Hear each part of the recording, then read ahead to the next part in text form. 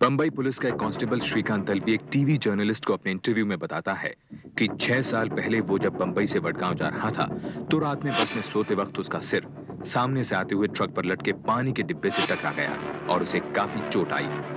यात्रियों के समझाने के बावजूद वो अस्पताल नहीं गया। इस एक्सीडेंट का असर उसके दिमाग पर हुआ।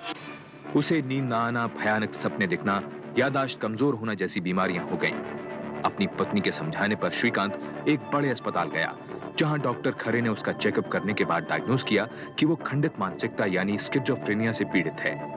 अपनी आर्थिक तंगी से परेशान होकर श्रीकांत ने अपनी पत्नी के नाम एक स्टॉल लेने का फैसला किया, लेकिन स्टॉल का लाइसेंस लेने के लिए श्रीकांत को बंबई म्युनिसिपल कॉर्पोरेशन के 2 साल तक चक्कर काटने पड़े। लोगों के मजाक और बढ़ते मानसिक दबाव के कारण उसने म्युनिसिपल कॉर्पोरेशन दफ्तर पहुंचकर आत्महत्या करने की कोशिश की।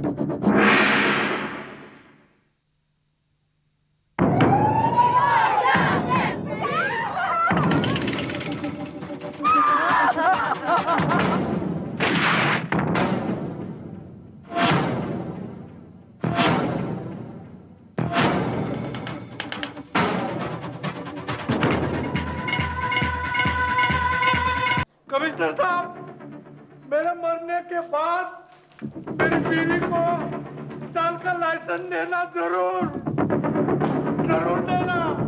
मेरे मरने के बाद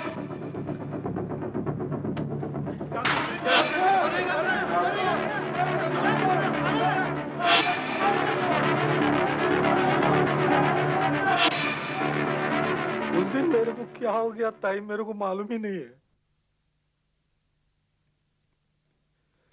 मैं अकेला था ना, डर गया था।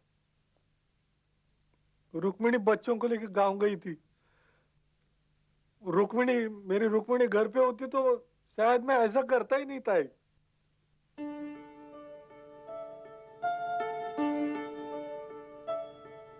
उस दिन से आज तक रुक्मिणी ने मेरे को कभी अकेला नहीं छोड़ा। श्रीकांत दलवी को आईपीसी 309 यानी आत्महत्या के प्रयास के जुर्म में गिरफ्तार कर लिया गया। एक दिन हिरासत में रखने के बाद उसे जमानत पर छोड़ दिया गया। खबर पाते ही रुक्मिणी और बच्चे कोल्हापुर से बंबई लौट आए। पुलिस डिपार्टमेंट ने श्रीकांत की तरफ सहानुभूति दिखाते हुए उसे बर्खास्त नहीं किया। भैया, ये क्या लिखा है? मुझे समझ में नहीं आ रहा। बादल कैसे बनते हैं ये लिखा है। मैं अपना होमवर्क खत्म कर लूं, फिर बताता हूँ। पापा से पूछूं? पापा बीमार हैं, उन्हें और परेशान मत कर। उन्हें ऐसा क्यों किया?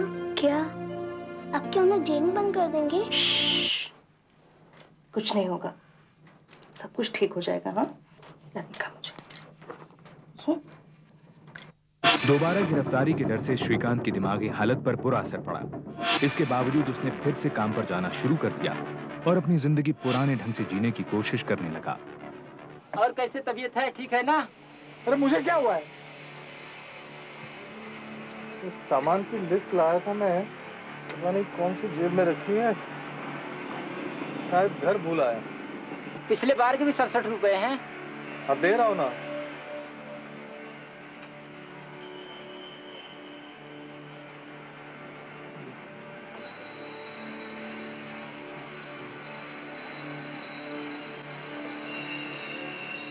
हाँ, लिस्ट शाम को भेजता हूँ।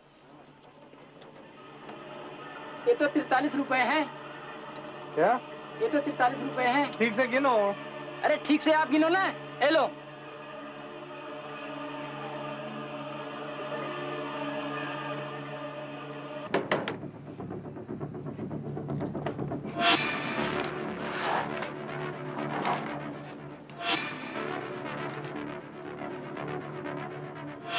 श्रीकांत को जेल से छूटे काफी समय हो गया था। उसे लगने लगा था कि यह मामला अब रफा दफा हो गया है कि अचानक उसे कोर्ट से सम्मन मिले कि महाराष्ट्र सरकार ने उसके खिलाफ आईपीसी 309 के तहत आत्महत्या करने की कोशिश के जुर्म में एक केस दर्ज कर लिया है।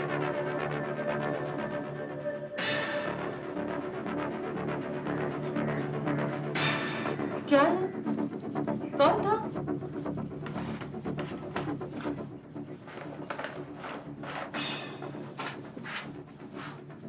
कोर्ट में हाजिर होना है? क्यों? माफी मांग ली है ना, और एसएचओ साहब ने तुम्हें माफ भी कर दिया है, तो अब क्या है? तुम जज साहब से कह देना गलती हो गई, दोबारा ऐसा नहीं करूंगा, वो माफ कर देंगे। तुम कहाँ जा रहे हो? मैं भी आ रही हूँ तुम्हारे साथ। पागलपना मत करो रुक्मिणी, मैं कोर्ट में नहीं जा रहा हूँ, मैं कहीं और जा रहा हूँ। तुम कहीं भी जाओ, मैं तुम्हारे साथ चलूंगी। बच्चे स्कूल से वापस आएंगे तो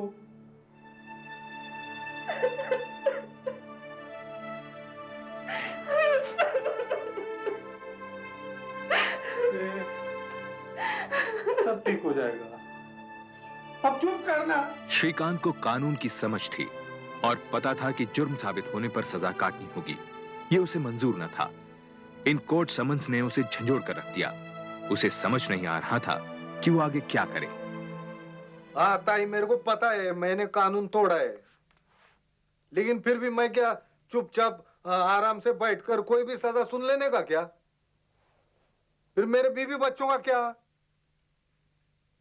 और कल को मेरे को जेल हो जाती तो कुछ गलती तो हमारे म्युनिसिपैलिटी की भी है ना। वो लोग मेरे को इतना नहीं सताते, मेरा इतना भेजा खराब नहीं करते, तो ऐसा होता क्या? नहीं होता। उनको पता था ताई मेरे को दिमागी बीमारी है। अब मैं बिल्कुल ठीक हूं।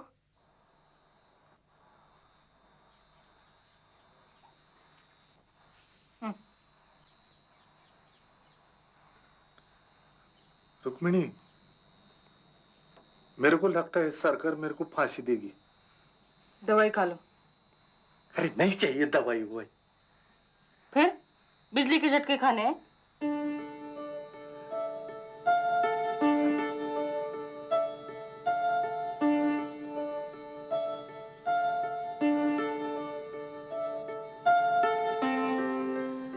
ये सारी बीमारी का ना एक ही इलाज है, एक अच्छा वकील।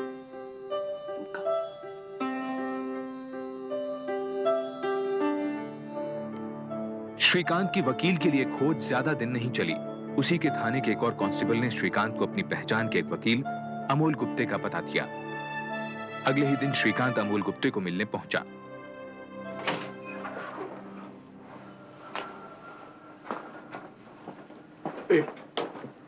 गुप्ते वकील साहब से मिलना है। तू ही जा रहे हाई कोर्ट, उनसे वहीं मिल लो जाके। कोर्ट में डर लगता है बाबा।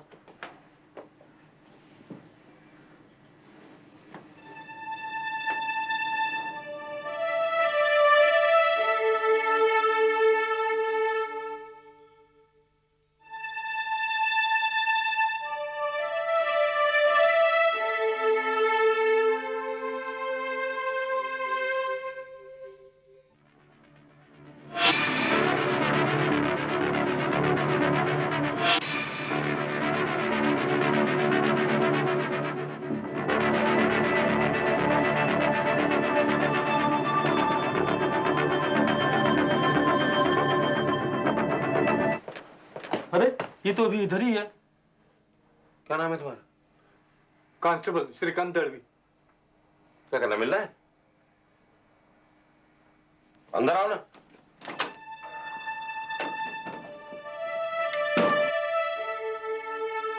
अमोल गुप्ते खुद किसी समय मेंटल डिप्रेशन के दौरे से गुजर चुके थे, इसलिए उन्हें श्रीकांत से खास सहानुभूति हुई। केस के संबंध में अमोल गुप्ते ने अपनी साइकियाट्रिस्ट डॉक्टर सबीना मेहरबान से मदद ली, जिनका मानना था कि आत्महत्या की कोशिश एक एबनॉर्मल घटना है और ऐसा करने वाला व्यक्ति असल में मदद मांग रहा है। बात समझा करो।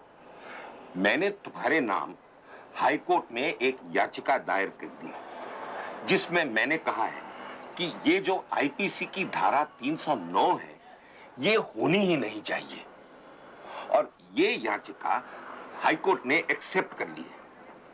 अब रहा दूसरा केस जो सेशंस कोर्ट में चल रहा है।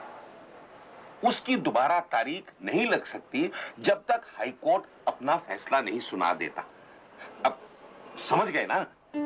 मैं तो नहीं समझ, लेकिन रुक्मिणी जरूर समझ गई होगी। रुक्मिणी समझ गई ना? नहीं, ठीक तरह से समझ लेना। वकील साहब, हाईकोर्ट ने फैसला हमारे विरुद्ध सुना दिया तो हाईकोर्ट देश का कानून क्यों बदलेगा हमारे कहने पे?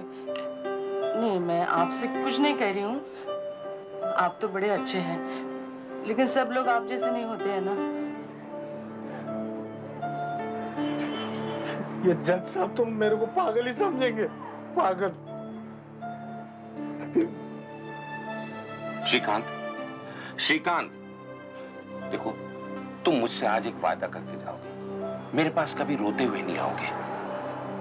रोने से तुम कमजोर होते हो। अगर हम हाई कोर्ट में ये केस हार भी गए तो क्या, अभी दूसरा केस तो है, वो हम जीत जाएंगे। तुम्हें कुछ नहीं होगा, मैं गारंटी करता हूं। और वो स्टॉल का लाइसेंस उसका क्या? नहीं, नहीं चाहिए मुझे कोई लाइसेंस वाइसेंस। बस ये कोर्ट कचरे के चक्कर से छुटकारा दिलवा दो वकील साहब, प्लीज। श्रीकांत दलवी की याचिका के कारण बंबई हाईकोर्ट ने महाराष्ट्र में आईपीसी की धारा 309 के तहत चलने वाले सभी मुकदमों पर रोक लगा दी। गुप्ते वकील मेरे को बहुत अच्छे लगते थे ताई, बहुत भले आदमी थे। मेरे को लगता था कि वही एक आदमी है जो मुझे अच्छी तरह समझ रहे है ना, समझ रही ना आप। और पैसे के मामले में ताई एकदम भला मानुस, जितना भी हम लोग देने का ना उसको, वो आराम से उतना ही लेते थे। ये नहीं कि जास्ती दो ये वो। मेरे को रुक्मिणी को लगा 5 साल के बाद पहली बार आशा की एक किरण हमको दिख रही है।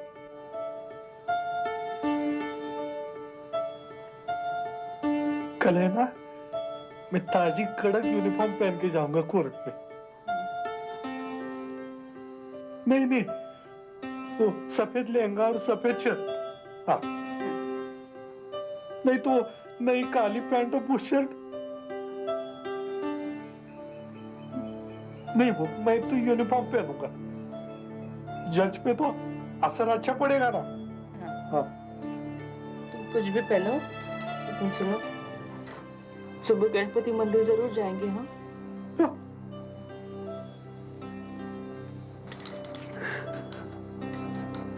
तुम नहीं होती रुक्मिणी तो मैं तो आज तक पागल हो गया होता रे।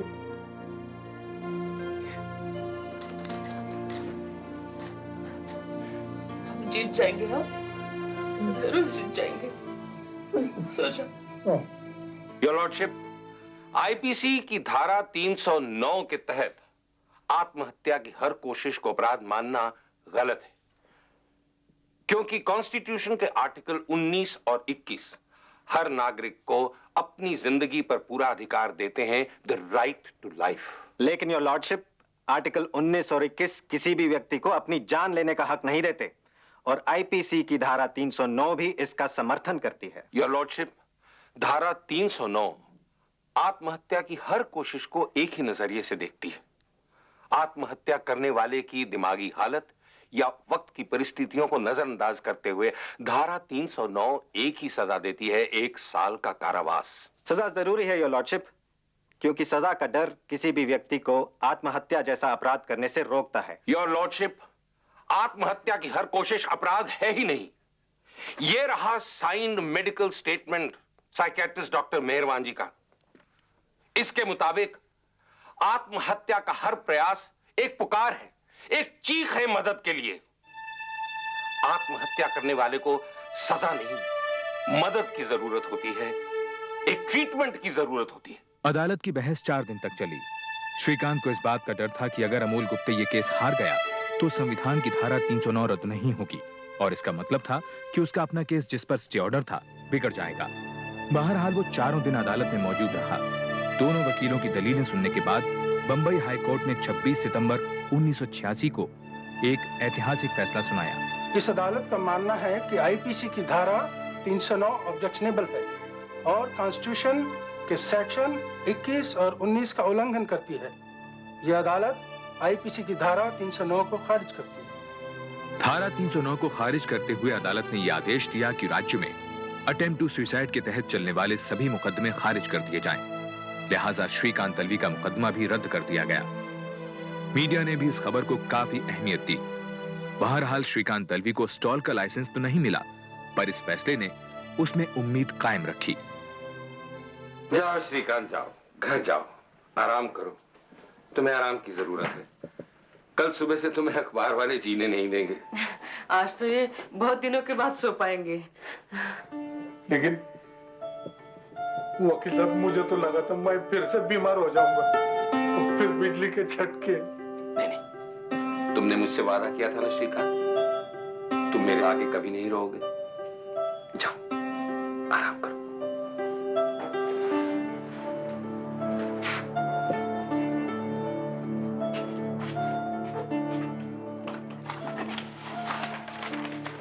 अभी क्या है ताई, इतने सालों के बाद सब जब याद करता हूं ना, तो सुनो, मेरे को लगता है कि भावना में ऐसा बह जाने में कोई बुरी बात नहीं है।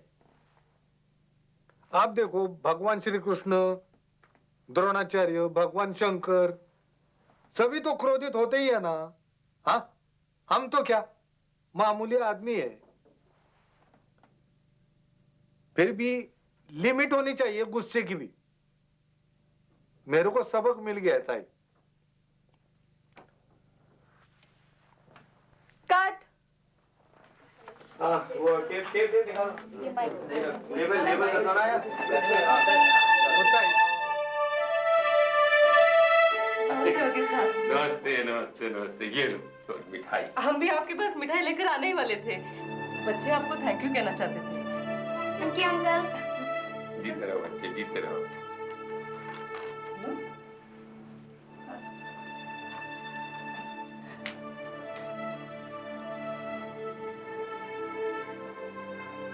महाराष्ट्र सरकार ने बंबई हाईकोर्ट के फैसले के खिलाफ सुप्रीम कोर्ट में याचिका दायर की।